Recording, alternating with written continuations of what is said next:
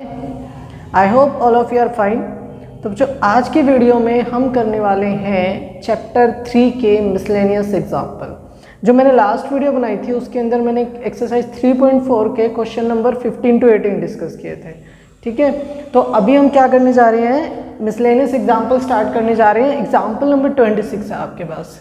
ठीक है, example number 26 क्या है आपके पास, if a is equal to cos theta sine theta minus sine theta cos theta 2 × 2 का मैट्रिक्स गिवन है। तो आपको ना बच्चों प्रूव करना है कि a की पावर n वो किसके इक्वल होगा, cos N theta sine N theta minus sine N theta cos N theta, और यहाँ पे n बिलोंग कर रहा है नेचुरल नंबर पे।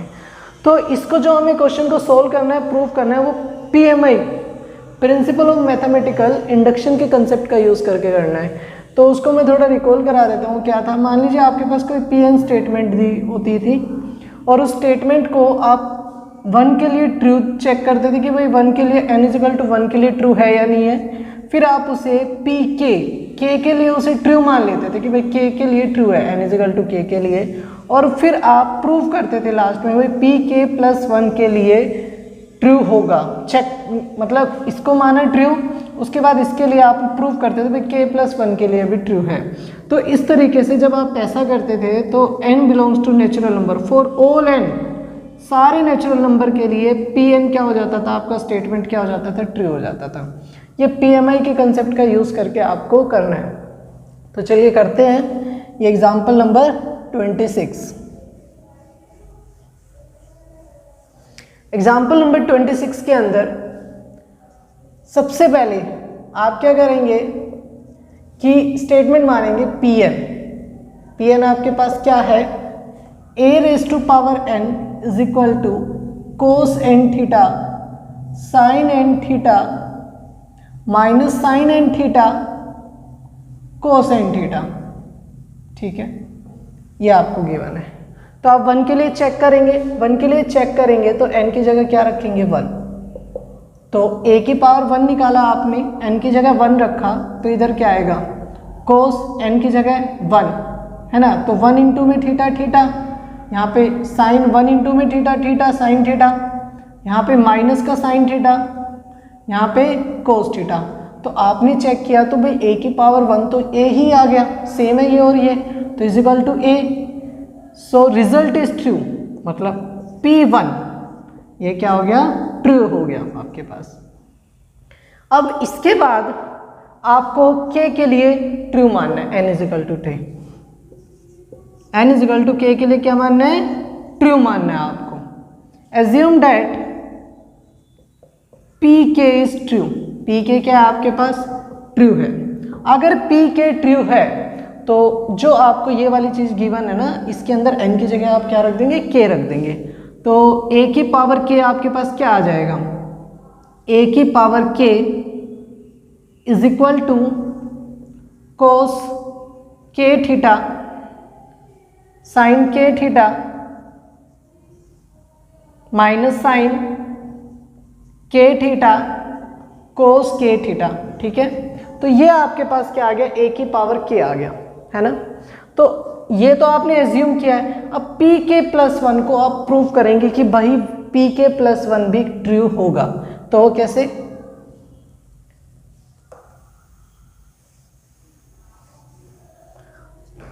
अब लिखेंगे आप, now we will show that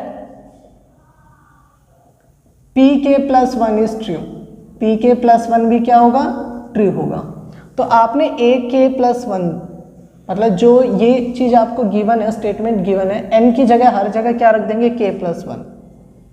तो a की पावर k + 1 क्या आएगा आपके पास, कोस k + 1 × में थीटा साइन k + 1 × में थीटा माइनस का साइन k + 1 × में थीटा कोस k + 1 × में थीटा, ये आ गया।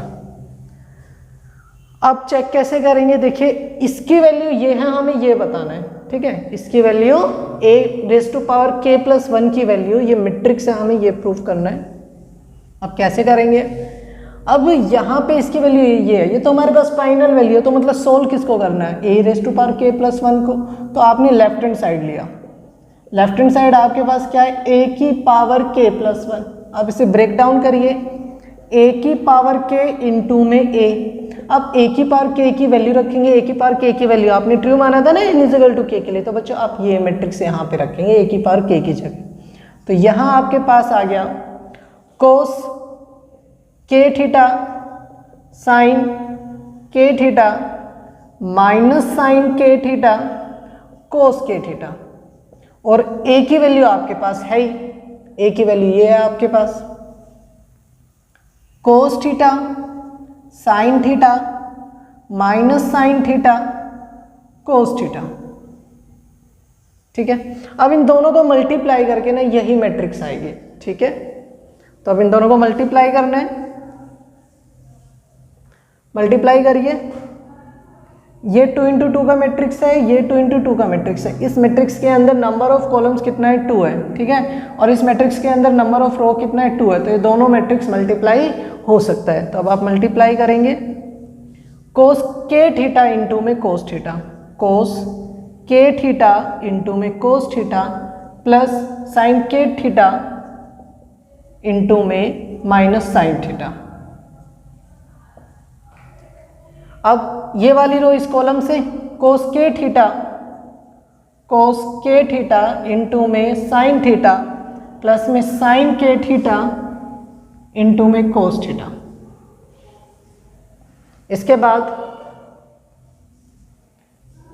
सेकंड रो फर्स्ट कॉलम से और सेकंड रो सेकंड कॉलम से, माइनस साइन के थीटा इंटू में कोस थीटा, माइनस साइन के थीटा इंटू में कोस थीटा प्लस कोस के थीटा इंटू में माइनस साइन थीटा। फिर ये वाली रो इस कॉलम से माइनस साइन के थीटा इंटू में साइन थीटा प्लस कोस के थीटा इंटू में कोस थीटा। ठीक है, ये आपका आ गया। अब इसको और सिंप्लीफाई करेंगे, अपनी ट्रिग्नोमेट्री के फॉर्मूले यूज करेंगे, तब हमारे पास फाइनल वैल्यू क्या आ जाएगी, ये राइट हैंड साइड। देखिए ये वाली वैल्यू आएगी।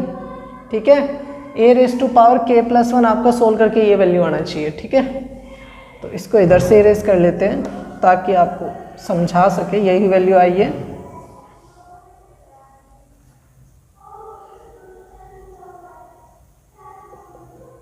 अब इसके बाद हम यहाँ पे लिख रहे हैं। ठीक है, ये इसको एक पर्टिकुलर तरीके से लिखेंगे और आइडेंटिटीज लगेंगे हमें, हमारी ट्रिग्नोमेट्री के कुछ फॉर्मूले यूज करने वाले हैं हम यहाँ पे। कोस के थीटा प्लस माइनस साइन के थीटा इंटू में साइन थीटा। ये वाला पार्ट देखिए दोनों में माइनस है, ये प्लस माइनस क्या हो जाएगा, माइनस ही हो जाएगा। तो यहाँ से माइनस हटा देता हूँ। अब दोनों से माइनस क्या करेंगे, आप बाहर ले लेंगे, माइनस बाहर लेंगे तो आपके पास क्या आएगा, साइन के theta cos theta plus cos के थीटा साइन थीटा। ठीक है, इधर इसमें कोई प्रॉब्लम नहीं है, बस आपको क्या करना है, फॉर्मूले के हिसाब से लिख देना है भाई, साइन थीटा कोस के थीटा प्लस में उसके बाद कोस थीटा साइन के थीटा। यहाँ पे इस वाली टर्म को इधर रख देंगे, इसको इधर रख देंगे, कोस थीटा माइनस साइन के थीटा इंटू में साइन थीटा। ये लिखा आपने। इसके बाद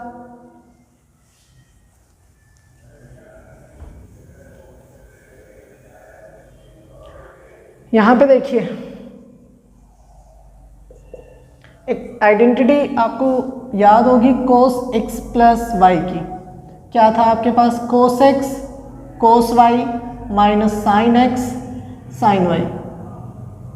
ठीक है, और कोस x माइनस वाई का cos x cos y plus में साइन x साइन y। ठीक है, एक साइन का आइडेंटिटी होता था आपके पास। साइन का आइडेंटिटी क्या होता था, साइन अगर प्लस है तो प्लस, माइनस है तो minus. Sine x cos Y plus minus cos x sine y. ठीक है बच्चों, ये आइडेंटिटी आपको लर्न होनी चाहिए। जो साइन एक्स प्लस वाई का आइडेंटिटी है ना, प्लस है तो बीच में प्लस आएगा, और अगर माइनस है तो बीच में क्या आएगा, माइनस आएगा।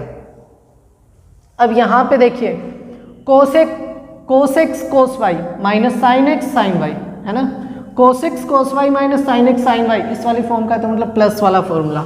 तो इसको क्या लिख देंगे आप, कोस के थीटा प्लस का थीटा। इधर माइनस तो बाहर है, कोई प्रॉब्लम नहीं है, और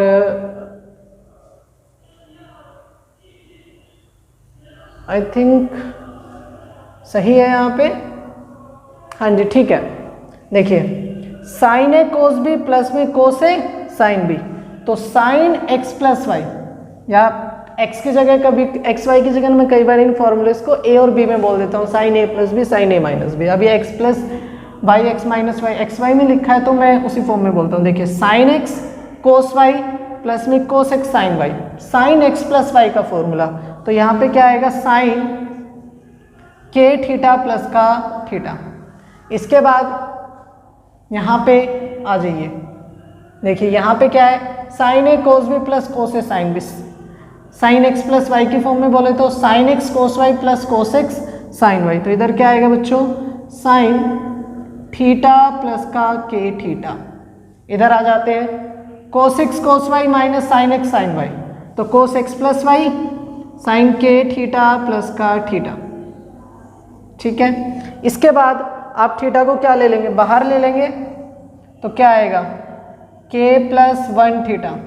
इधर थीटा बाहर आएगा तो 1 प्लस के, और 1 प्लस के को हम क्या लिख सकते हैं, के plus 1।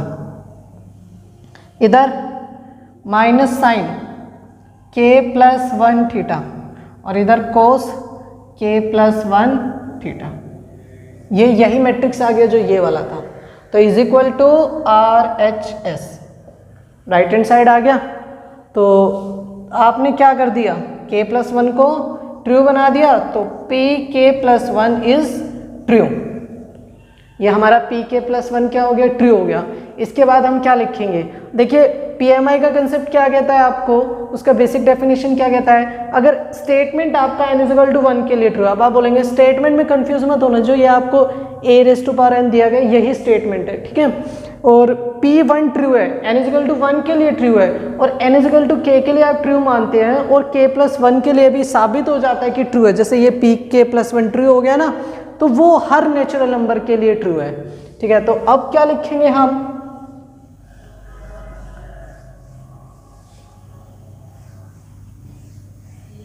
hence Pn is true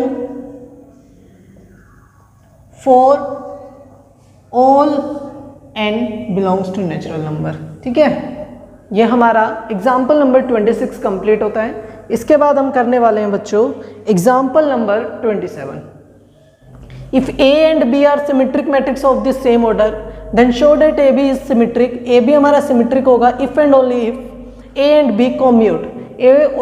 a और b क्या कर रहे हैं, कॉम्यूट कर रहे हैं। कॉम्यूट करने का मतलब होता है, देखिए जैसे x और y लिखा है, x y के साथ कॉम्यूट कब करेगा, जब मैं x इंटू वाई करूँ या y इंटू एक्स करूँ तो रिजल्ट सेम आए, ठीक है। मल्टीप्लाई के रिस्पेक्ट में बोला, प्लस के रिस्पेक्ट में भी कह सकते हैं माइनस, लेकिन माइनस में कभी कॉम्यूट नहीं कर पाते। देखिए x माइनस वाई ज़रूरी नहीं है y माइनस एक्स के साथ सेम हो, प्लस और मल्टीप्लाई में कॉम्यूट कर जाते हैं, ठीक है। ऑपरेशन के ऊपर डिपेंड करता है कि कॉम्यूट करेगा या नहीं करेगा। तो इफ एंड ओनली इफ की कंडीशन है, देखिए x सही है तब हम y पे जा रहे हैं, है ना, मतलब if x is true then y, तो ये एक इफ की कंडीशन है। अगर मैं दोनों तरफ से बोलूं x है तो y है, y है तो x है, तो ये दोनों तरफ से ट्रू होना चाहिए, ये है तो ये भी होगा, ये है तो ये भी होगा। तो ऐसे कंडीशन में if and only if use होता है। तो हमारे पास a और b क्या है, सिमेट्रिक मैट्रिक्स है, तो ये गिवन में आ गया। a और b क्या है, सिमेट्रिक है, a सिमेट्रिक है तो a ट्रांसपोज a के इक्वल, और b ट्रांसपोज किसके इक्वल होगा, b के इक्वल हो गया। आपको शो कराना है कि ab is symmetric, ab symmetric है तो ये कॉम्यूट करो, और कॉम्यूट मान के चलिए तो आप सिमेट्रिक प्रूव करेंगे। तो एज्यूम कर लेते हैं, assume that ab is symmetric. ab क्या है, सिमेट्रिक है, ठीक है। ए बी सिमेट्रिक है तो क्या होगा, ए बी का ट्रांसपोज निकालेंगे और ये ए बी को आपने सिमेट्रिक माना तो ए बी का ट्रांसपोज किसके इक्वल आएगा, ए बी के इक्वल आएगा। लेकिन आप इसे ओपन करिए, ए बी का ट्रांसपोज किया आपने तो ये बी ट्रांसपोज ए ट्रांसपोज, जब भी आप मल्टीप्लाई में दो मैट्रिक्स होते हैं ट्रांसपोज करते हैं तो सेकंड वाला मैट्रिक्स पहले लिखा जाता है और पहले वाला सेकंड पोजीशन पे आता है। तो ये बी ट्रांसपोज और A transpose is equal to क्या चल रहा है, ये ए बी। आप ऐसे ना लिख के ऐसे लिख दीजिए लेफ्ट हैंड साइड, ठीक है। बी ट्रांसपोज बी के इक्वल, ए ट्रांसपोज ए के इक्वल, है ना। तो ए बी का ट्रांसपोज आपने ओपन किया तो ये आया, लेकिन ये है किसके इक्वल, ए बी के इक्वल है। तो बी ट्रांसपोज ए ट्रांसपोज की वैल्यू आ गई बी है, और है किसके इक्वल, ये ए बी के इक्वल। तो RHS आपके पास क्या है, ए बी, तो बी ए किसके इक्वल हो गया, ए बी के इक्वल। देखिए कॉम्यूट कर रहा है, A B is equal to B है ना। तो यहां से हमने क्या प्रूव कर दिया, hence A and B commute, A and B commute. अब इसका रिवर्स मान लीजिए, ठीक है।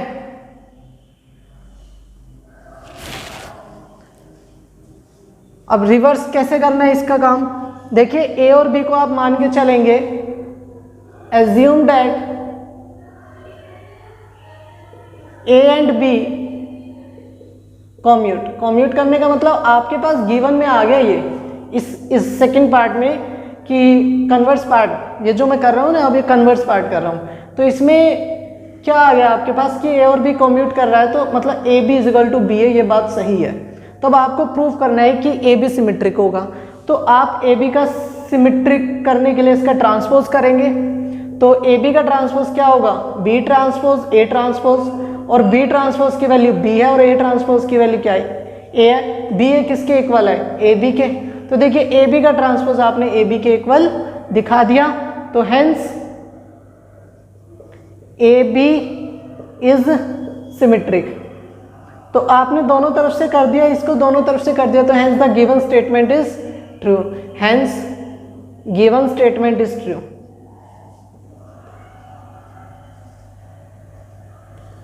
ये हो गया बच्चों आपका एग्जाम्पल नंबर 27 कंप्लीट होता है। अब हम करेंगे एग्जाम्पल नंबर 28 करेंगे। एग्जाम्पल नंबर 28 के अंदर आपको तीन मैट्रिक्स दी हुई है और आपको एक ऐसे डी मैट्रिक्स फाइंड करनी है such that C D minus A B is equal to 0। तो आप लेट कर लेंगे कि आपके पास जो डी मैट्रिक्स है वो क्या है, आपके पास ए बी सी डी।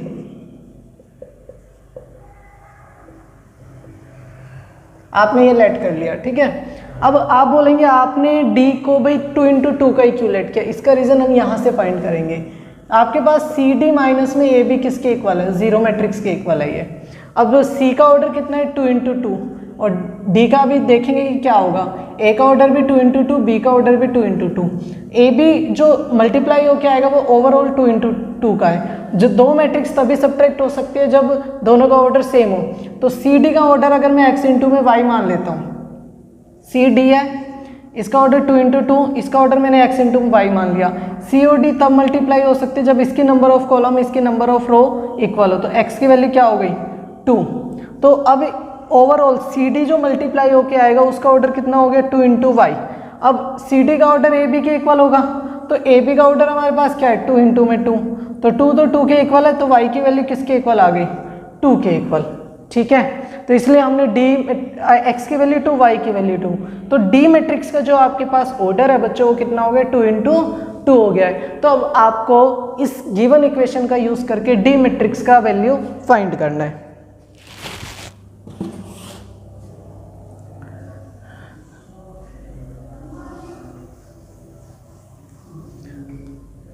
तो आपके पास क्या गिवन है यहाँ पे, सी डी माइनस में A B is equal to 0।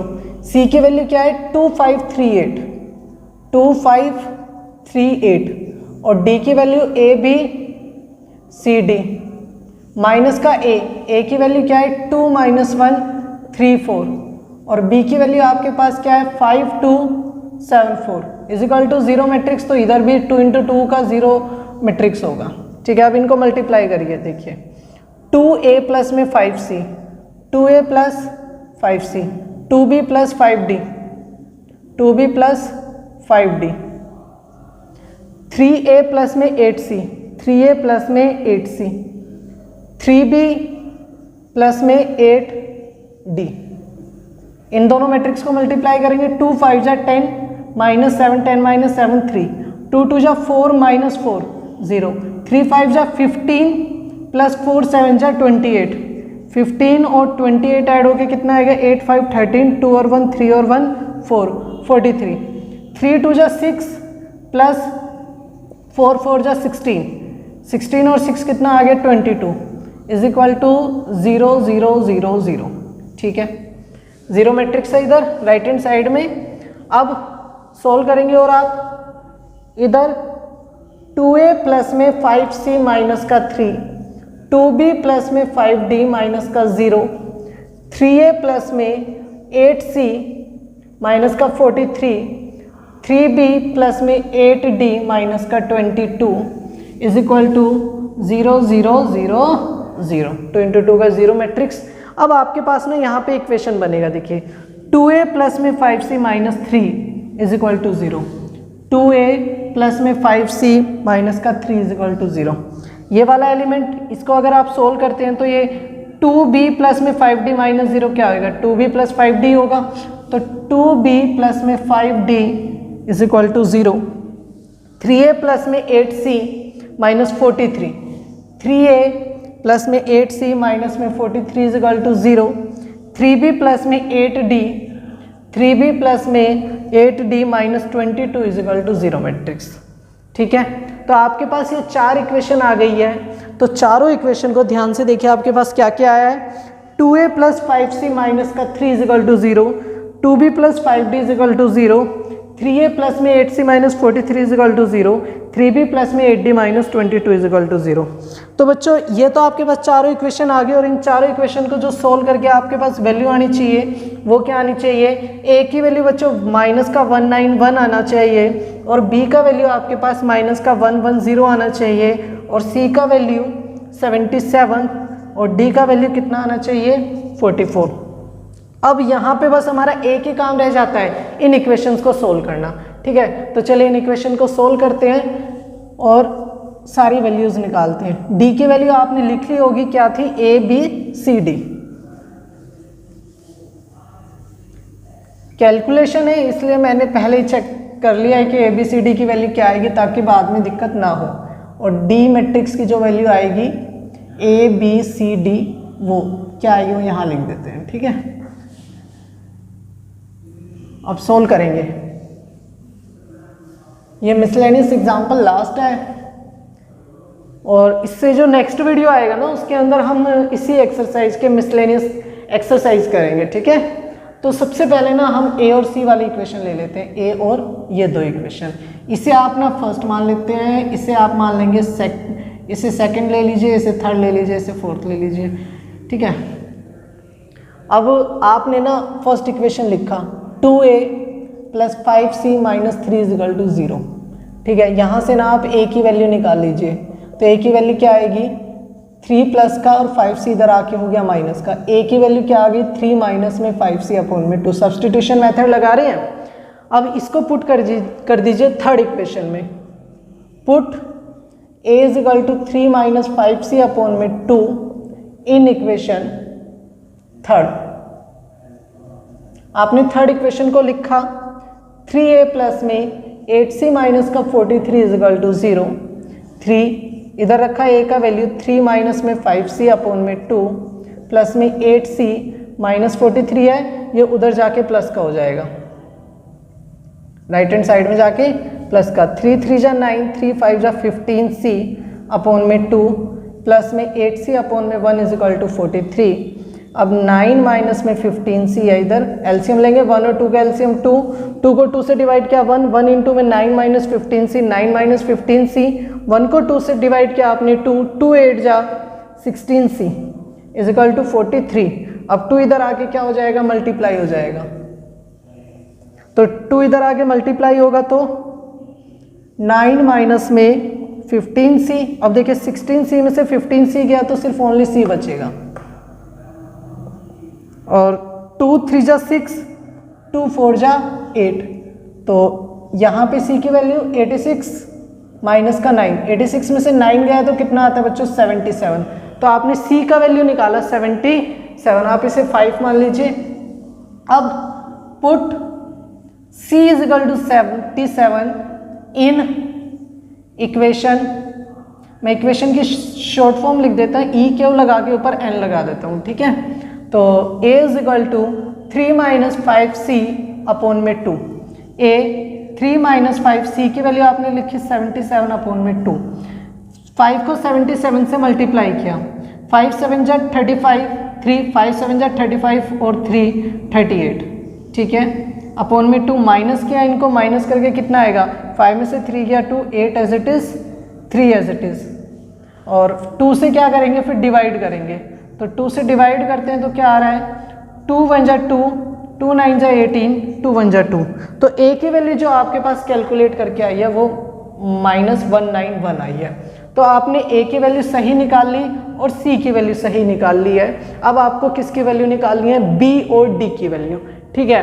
अब आप क्या करेंगे, इस इक्वेशन से b की वैल्यू निकाल के इसके अंदर रख देंगे और सिर्फ आपकी कैलकुलेशन बचता है, तो आप ये सब लिख लेंगे। अब हम किसकी वैल्यू निकालने जा रहे हैं, b और d की।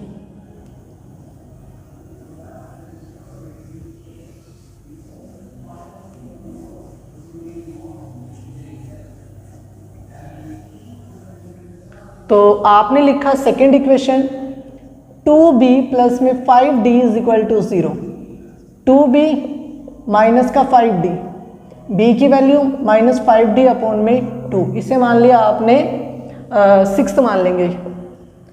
अब put b is equal to minus 5d upon में 2 इन इक्वेशन 4 में रखेंगे, क्या आएगा यहाँ पे 3b प्लस में 8d माइनस का 22 इज इक्वल टू 0, 3b की जगह आपने रखा माइनस का 5d अपॉन में 2 प्लस में 8d, 22 इधर आके प्लस का 3 5 जा 15d, 15d अब माइनस 15d अपॉन में 2 प्लस में 8d अपॉन में 1 इज इक्वल टू 22। एलसीएम लेंगे, minus 15d plus 16d upon में 2, एलसीएम लेना तो आपको आते हैं 2 और 1 का एलसीएम 2, 2 को 2 से डिवाइड किया 1 और 1 इंटू में माइनस 15d कितना होगा आपका माइनस 15d, 1 को 2 से डिवाइड किया 2, 2 8 जा 16d, 16d में से माइनस 16d में से 15d माइनस होता है तो कितना आएगा ओनली d। तो इधर आप देखते हैं कि d का वैल्यू क्या आ गया, d अपॉन में 2 इज इक्वल टू 22, d की वैल्यू 2 2 जा 4, 2 2 जा 4, तो d का वैल्यू आपके पास क्या निकल के आ गया बच्चों 44 निकल के आ गया। अब हम किसका वैल्यू निकालेंगे, अब हम निकालेंगे b का वैल्यू।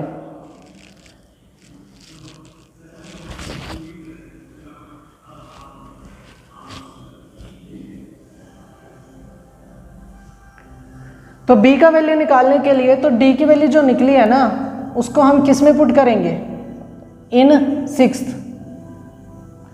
के अंदर पुट करते ही आपके पास क्या होगा,